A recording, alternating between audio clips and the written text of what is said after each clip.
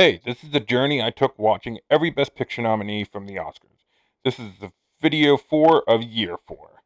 I will show them in the order I rank them, with the one I think should have won last for the big reveal. Go back and watch the first couple of videos if you haven't watched them yet. The Oscars are having their 100th year in 2028. This series will be done by then. Let's get started.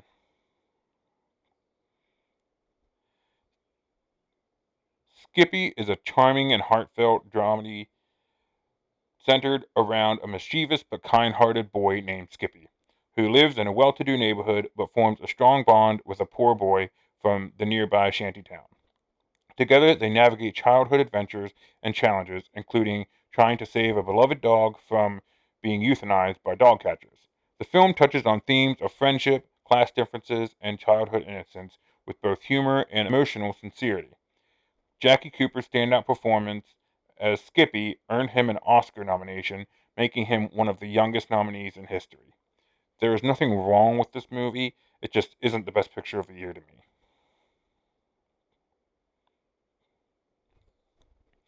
Trader Horn is an exotic adventure film and one of the first major Hollywood productions shot on location in Africa. The story follows Trader Horn and his young companion as they journey through the jungle on a trading expedition. The plot thickens when they discover a white woman living as a tribal queen, whom they attempt to rescue.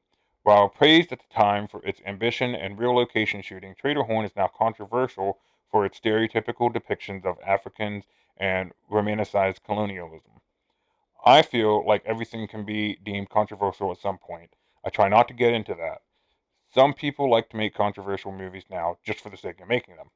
That said, I do enjoy the adventure genre, but this movie is not the best of the year or of its genre.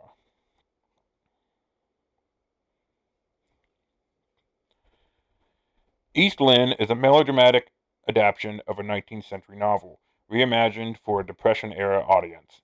The film tells the story of Lady Isabel, a noblewoman who sacrifices her status and family after being led astray by a seductive scoundrel. When she is abandoned and disgraced, she returns incognito years later to care for her sick child facing emotional agony and social rejection. The film emphasizes themes of female virtue, forgiveness, and the cruel rigidity of societal norms. As I mentioned before, I tend to like some of the theatrical dramatics in movies, so I did enjoy this movie despite some people thinking it dated for today.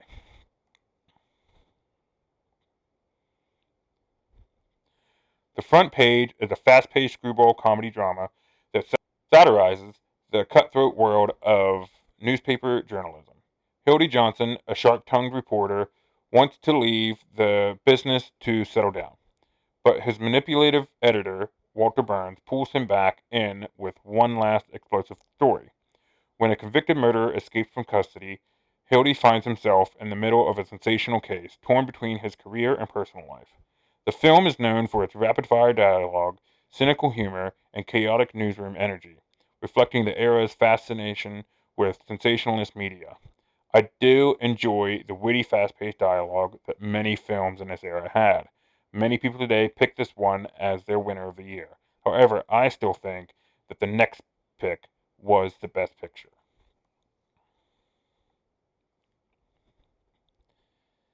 Cimarron is an ambitious Western epic that traces the American frontier's expansion and transformation through the story of Yancey Cravat, a charismatic lawyer, newspaper editor, and adventurer. Set in Oklahoma during the 1889 land rush, the film follows Yancey and his wife, Sabra, as they settle in the boomtown of Osage. While Yancey frequently leaves to pursue justice and adventure, Sabra becomes the town's backbone, evolving into a strong businesswoman and political figure. The film spans 4 decades, addressing themes of racism, gender roles, and American progress. With its large-scale, elaborate sets and historical scope, Cimarron became the first Western to win Best Picture at the Academy Awards. Many say it is dated and don't like the time jumps or the theatrics. However, you already know I enjoy the theatrics and don't make a big deal about things that are dated, especially since I am such a lover of history. My love of history is a big reason why I got into film, so they cross over a lot. All of that to say, this is still a Western epic that has a lot of interesting parts to it, and is an enjoyable movie to watch, and my pick and the Academy picks for Best Picture of the year. And there you have it. Those are the rankings for the 4th Academy Awards for Best Picture. Be sure to like and subscribe and join the conversation.